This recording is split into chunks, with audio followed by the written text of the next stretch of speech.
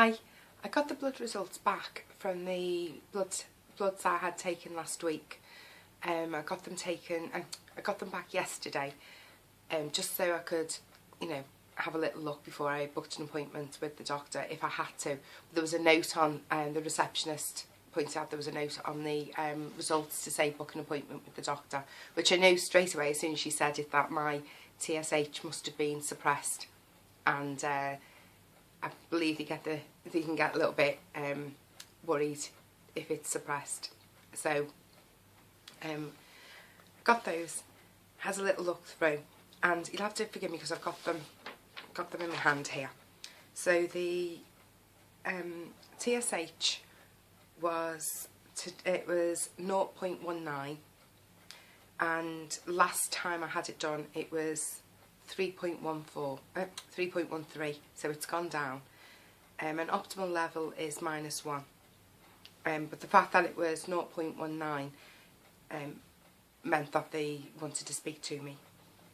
I'd just like to say as well, I'm really lucky to have got the printout of the blood test results for free from my surgery. A lot of people aren't so lucky. Some are being charged, and different amounts as well, and some are being outright refused, which I don't know if that's completely okay, because I thought they belonged. I thought we were allowed to have them now, so I don't know how they're being refused. I don't think that's very fair. Somebody said that it's until they are handed over, they're the property of the doctor, so if they don't want to hand it over, they don't have to, which I can't see that being true, because it is about us, and surely we're allowed to have our notes. I mean, you can pay for your whole history of notes nowadays, and apparently you can get it online in some surgeries now. Anyway, my free T4 was 8.5, and last time it was 11.1, and the optimal level for me at my surgery, how the labs test them, the optimal level for me should be between 13.45 to 20. So mine's quite a bit low, and they were a bit concerned over that as well. Apparently that was flagged up, so I'm not really sure what to do about that. Need to find out. Let's see, the free, and last time it was 11.1, so it's definitely dropped. And it should be within the top half of the range as well, so it obviously isn't. My free T3 is 5.5, and the last time it was 3.9, and it should be within the top quarter of the range. And an optimal level is between 5.20 and 6. Let's see, my ferritin, which was 10 last time with a range of 11 to 307. Last time it was 10, this time it was 43, and really you're aiming for about 80 in that. I mean, optimal level is between 70 and 90. 80 would be a really good range to get to. And my vitamin D is 63.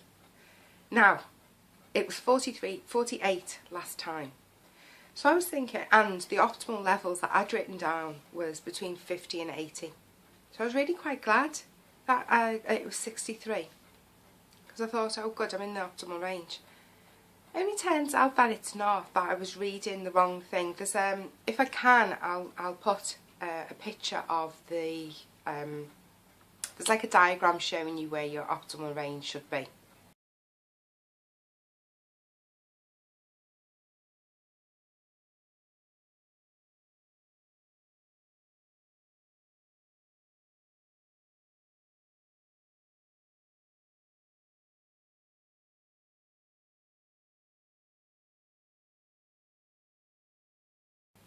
When I'd looked last time, and I'd looked on something else as well, just a written format rather than a diagram, and the way I'd read it was that my optimal level would be between 50 and 80. But I don't know what this means, so I'm just going to read what their the amount is measured in, and it's 63, and it's nMol/L.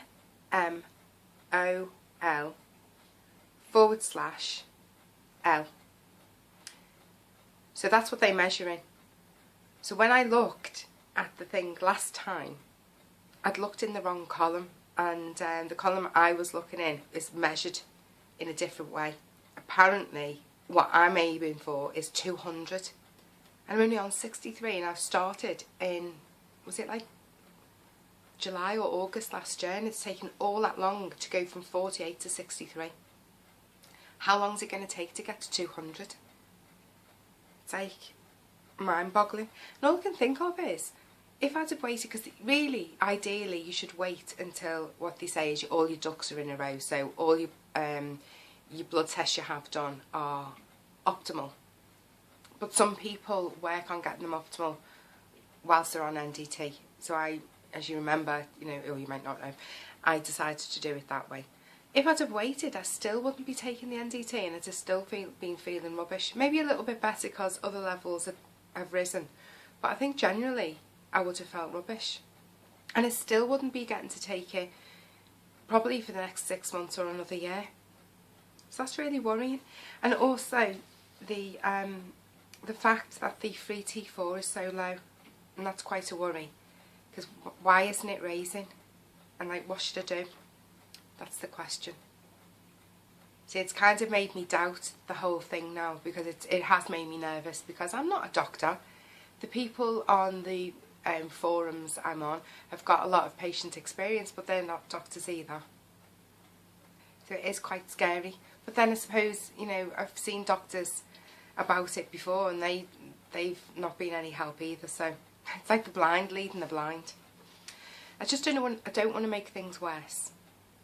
You know, at the end of the day, I've got a little boy and a husband who I love very much, and I don't want to affect them any more than they're like affected anyway. I mean, I don't want to go back to how I was, and I feel so much better. Oh, I just don't know. It's hard, isn't it? Such a worry. I hate doing things like this. I think I'm gonna... The thing is, people aren't going to get, they're not going to be able to raise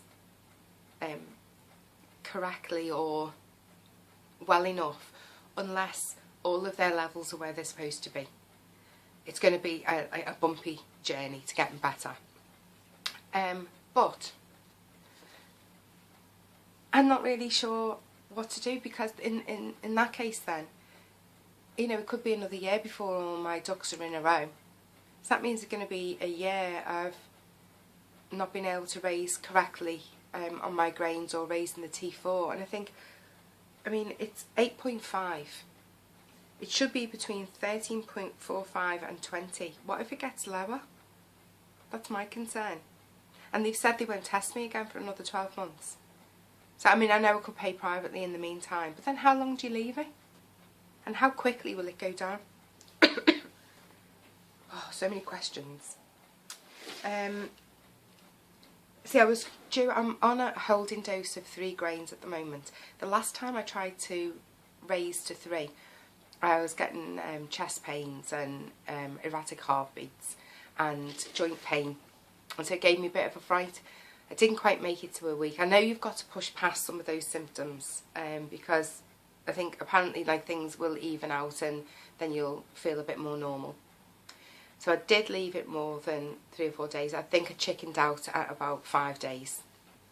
And, excuse me, I tried again, left it for quite a while, and rose to 3 grains again 4 weeks ago. It'll be 5 weeks on Monday, I think it will be. So really, you hold for between 4 and 6 weeks. I'm feeling quite cold again. I'm always quite cold, but I'm feeling even more cold, like cold to the bone again. I'm struggling for some words. I feel more tired again. You know, like lots of the hypo symptoms. I have been getting some irregular heartbeats again, but then I get those anyway because I used to have atrial fibrillation, which I used to have beta blockers for until I had ablation therapy, and touch wood, that kind of worked okay, but I do still get the occasional irregular heartbeats or erratic heartbeats. So I don't know if it's just a coincidence that I'm just going through a bit of that at the moment. So I just don't know what to do. I feel a bit, regards to the heart, I feel okay yesterday and today. So I'm just wondering if, I don't know, I'm just wondering if I should try again. I'll try and raise. I might raise by a quarter on Monday and see how I get on.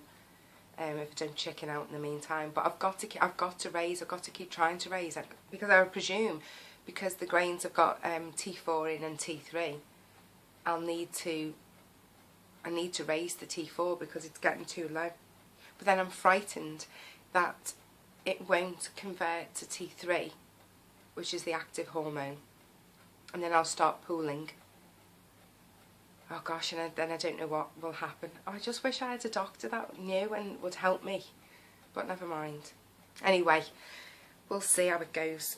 In the meantime, the doctor phoned, and oh, what a conversation. He phoned, introduced himself and said that I'd had blood tests done and that they were a little bit concerned over a couple of the results. And so I said straight away, is it the TSH, the fact that it's been suppressed? And he said, yeah. And he seemed to think, you know, like, how do you know? And I said, oh, I had my results printed off yesterday. I was expecting the TSH to be suppressed because I started taking NDT. It's the first time I've told the doctors at all. So he went, what? And all of a sudden turned into my dad. And he said, we don't prescribe that here. And I said to him, no, I understand. I said, you don't prescribe it in your surgery. And first of all he said, what? And I said, NDT. I said, Natural Desiccated Thyroid, like Armour or Airfa. He said, we don't prescribe that in our surgery. And I said, no, I know you don't in your surgery. I said, but some NHS surgeries do prescribe it. Some endocrinologists who work for the NHS, they do prescribe it. Some doctors won't prescribe it, but they are happy for patients to source their own NDT and monitor them. Some surgeries, some doctors will do it on a named patient basis only. I said, but I understand that can make things difficult for the doctor. And I just said, well, which one are you? Which I can't believe I was so cheeky, because it's not me really. And he just said, oh, well, obviously we'll monitor you, but you won't be having your bloods tested for another 12 months. And he said, I really urge you to come off it. He said, it's very dangerous. It causes osteoporosis. It causes atrial fibrillation. The thing is, if you read up on levothyroxine, that causes the same things as well, along with a load of other things too. So that to me isn't that great an argument if you're getting told both things are going to cause it anyway, but I feel better on the NDT. So he really wasn't happy. He was really, really pushing for me to come off it and go back onto the levothyroxine. And he was saying it's unreliable because you don't know exactly how much is in each grain. They wouldn't really know what to do with me if I wasn't feeling well on it. And I was saying to him, well, some doctors would. It's just, finding one that does know what to do. He said there is no supporting reports on it being helpful. In fact, he was saying that it's been proven to be ineffective and dangerous. Which I'd like to read those reports, especially if they're honest ones and haven't been paid for by the big pharmaceutical companies. I'd like to see some independent results on that. Because I'm open to it. If it's dangerous, then I don't want to take it. So if there's something I can read that hasn't been falsified or skewed in favour of one thing because of whoever was investing in that report, then I'm more than happy to read it. and he said that all the reports now are showing conclusively that levothyroxine or synthetic T4 is all you need, and you only need T4. Because I was saying to him, well, what about the other hormones that we have? And he was saying that you only need T4. I don't know a lot about it. I'm not a chemist, I'm not a doctor, but I just don't feel like he's right. Because then why would other doctors be prescribing, the ones who can, why are they prescribing it? Why are some doctors adding in T3? I just don't know.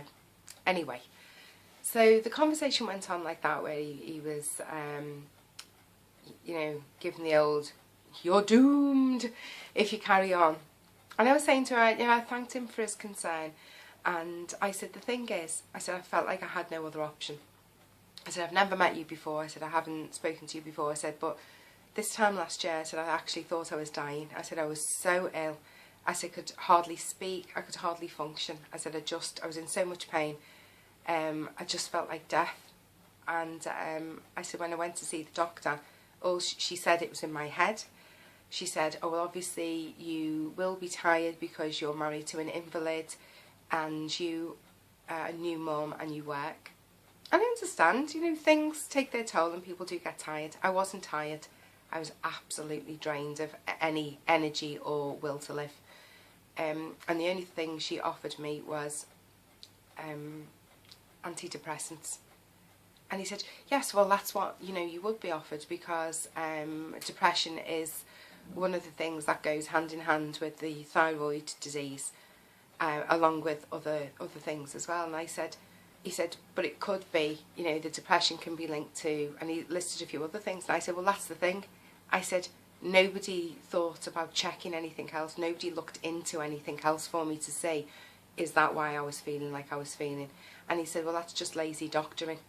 And I said, I absolutely love my GP. I said, if it wasn't for her near fights, we would never have had our baby boy. But thyroid health is not her area. And so the only thing I was off, like I said, was the antidepressants. I knew I wasn't depressed. She wasn't listening to me. And I felt the only option I had was to try myself the NDT to see what happened. I said, and at the time I just felt like I had nothing to lose. And he said, well, obviously I can't comment because I didn't see you, but I probably would have offered you the antidepressants as well. And I said, no, I probably would not have taken them. He said, but then when they didn't work, he said, we would have looked into other avenues. And I said, yeah, but people are on them for years and years. I said, so would I have been left for years and years before anybody would think, oh, actually, they're not working, so let's see what it might be. I said, I didn't feel like I had years and years. I said, and also, if I'd have taken the antidepressants, I said, I would never have known that in a few months' time after taking NDT, I would have started feeling a bit better. And, you know, eventually I would have felt more like the old me. I said, I would have been numb to it all and you'd have kept me on them. And I said, I'm glad that I've tried it. I said, I needed to do it for myself. I needed to see. And so then he started saying again, you know, about antidepressants and how they are a help. And I said, I understand. To people who need them, they are a great help. I said, but I knew there was just something more. I knew I was ill and I knew it wasn't depression and I needed more than antidepressants. I said, but I said, I understand. I said, diagnosis of a mental health issue will earn the surgery more money. Oh my goodness, his head nearly fell off. I'm so glad I wasn't in the surgery actually talking to him face to face. And he just went, I don't know where you get your information from, but you're far from the truth. There's no monetary incentive to diagnose people with mental health issues or any other diagnosis. I don't know where you're getting this from. So I was saying to him, oh, I'm sorry. I said, it must have been wrong. I said, I read the QOF form, which outlined the point system for different illnesses. I said, and they were saying it equates to, each point equates to X amount of money. And he was livid. I could hear him. And so then he said, well, do you realise how much effort and how much work would have to go into diagnosing somebody correctly in order to get those points and to get that financial reward. He said that all the work that goes into it isn't worth the money they receive. Well, he's just basically agreed with me after saying that they don't get a monetary incentive and there's no such thing. He then went on to argue that there is, that they do get money, it's just not worth them diagnosing it. So I just thought that's just ridiculous, so I just left it there. We kind of, and then he said something in the midst of it all. He said that he was really worried about my free T4 being so low, which quite honestly now I am as well. And he talked about something, some toxic something, but I'm not actually sure what he meant, and he didn't explain it. And he can't be that worried about either of them if he said he doesn't want me to come back for another 12 months to check. Surely if it was really bad they'd have me in before that. Unless they want me to get really ill so they can say, see, another patient who's got ill on NDT. And I'm so determined for that not to happen. So I really need to go back to the drawing board, get my pad out, get on the internet, get my old notes out, and have a look again at how much of everything I'm taking, how much I need to up or drop, and go from there really. But I've got to say, it's left me a little bit shaken. Just scary, isn't it? I don't like doing things like this. This isn't me. I don't want to make myself more ill. I'm scared that what happens now, what if the T4 really drops really low? I mean, how low can it go? And what does it mean? And how sick will I get? Because I know with the thyroid, like if people aren't taking any medication, if people aren't taking any meds and they're suffering quite badly with their thyroid, you can go into a coma. You know, you can die. I never knew this before. I didn't know you could die from having thyroid disease. And that's scary stuff. You know, there was a time in my life that I didn't care if I died or not. And I've got to say, this time last year was one of those times. Another time was when I was 21 stone and about to go in for a gastric band, and I actually didn't care if I died on the operating table, and I nearly did. But now I have my little boy and my husband, and I'm on the mend. I can feel I'm on the mend. I feel like I'm so close. So I want to live, and I just want to have more energy and feel better. But now I'm scared in case I'm making things worse.